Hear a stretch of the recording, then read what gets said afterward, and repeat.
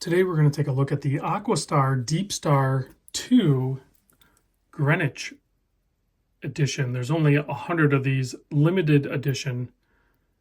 Big thanks to my buddy Parkin and Jay in my Discord group for sending this over for me to check out and share it with you guys. Before I do that, I have to give a special shout out to somebody that's maybe hero status, in my opinion, and it should be on the minds of watch enthusiasts everywhere, and that is Rick Murray. Hopefully I'm saying his name right.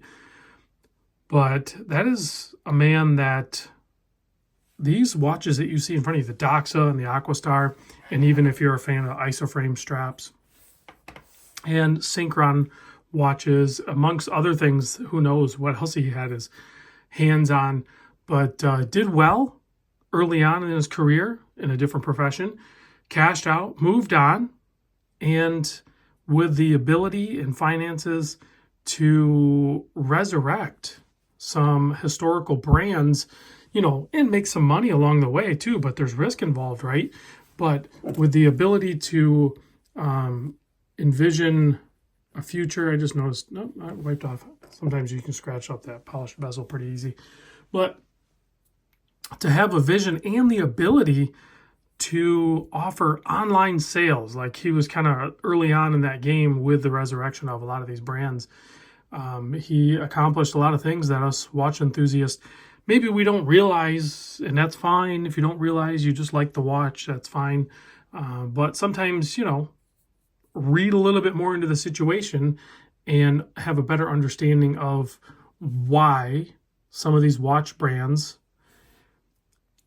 existed, didn't exist, and then phoenixed, came back, born from the ashes.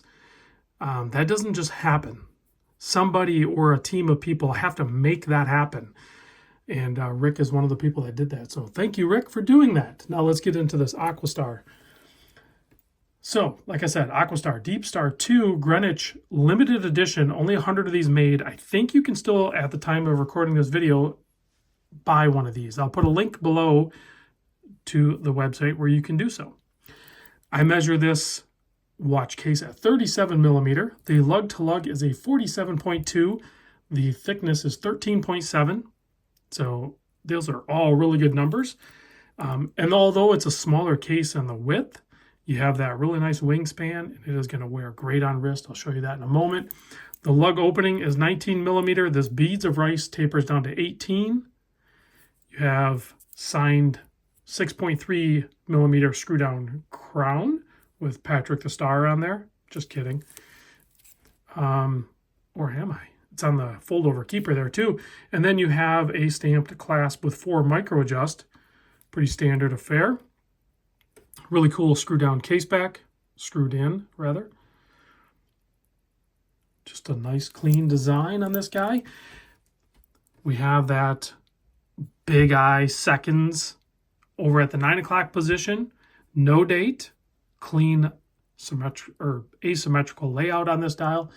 The movement is a Solita SW290. That's what positions the seconds as a small seconds rather than a seconds hand on that center post. And then you have that beautiful British green colorway on there. And then you have a full polished bezel with a graduation on there that is not typical of what you see on a traditional dive watch. You know, something like that, right? But we also notice that with some of the Doxa watches, right? There's some different things going on there, different calculations. If you want to learn more about that, then I urge you to go ahead and do that. It's not going to happen here.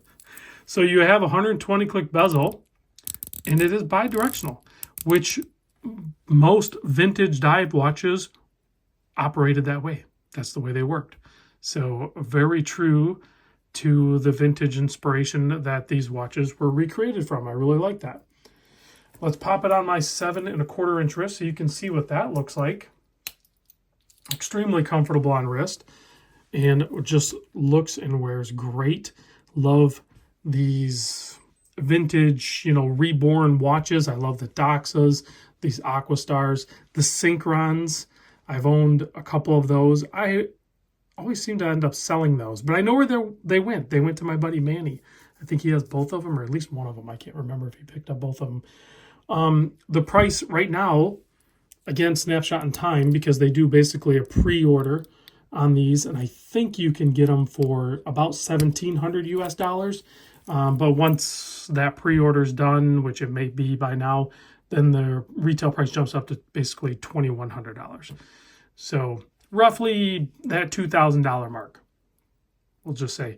What they do on the secondary market, I don't know, it's hard to say because there's other non-limited colorways out there. You can probably find maybe deals on those. There's chronographs, three-handed models, well, three-handed non-separated models.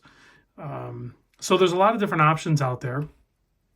But I really think if you're going to go through this, get one of these green dials. These are the Greenwich series. They have the chronograph, they have this one, and they have the three-handed on the single post. Those are all special or limited editions, rather. And I think those are the ones to get, in my personal opinion, based on facts. So let me give this a quick blast with the UV light. You can see we're absent of Lume over here on the left side. The sub-dial is not going to have it, and there's really no Lume over there.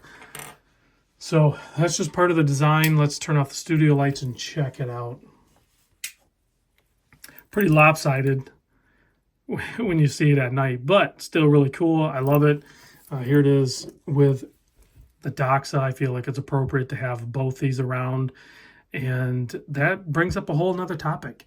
You could collect, I don't know, what do you call them? Rebirth, reborn, Phoenix brands. You could have either a sub-collection in many of our cases where we have many sub-collections, or it could be a primary collection where you just focus on watches like this. I mean, if you go back into the archives with Doxa, maybe even with Aquastar. Well, Aquastar was always known for primarily producing dive watches only, which was different than most other brands. I think all other brands. Even Doxa actually used to make dress watches. Do you see a dress watch in Doxa's lineup right now? No, because dive watches sell.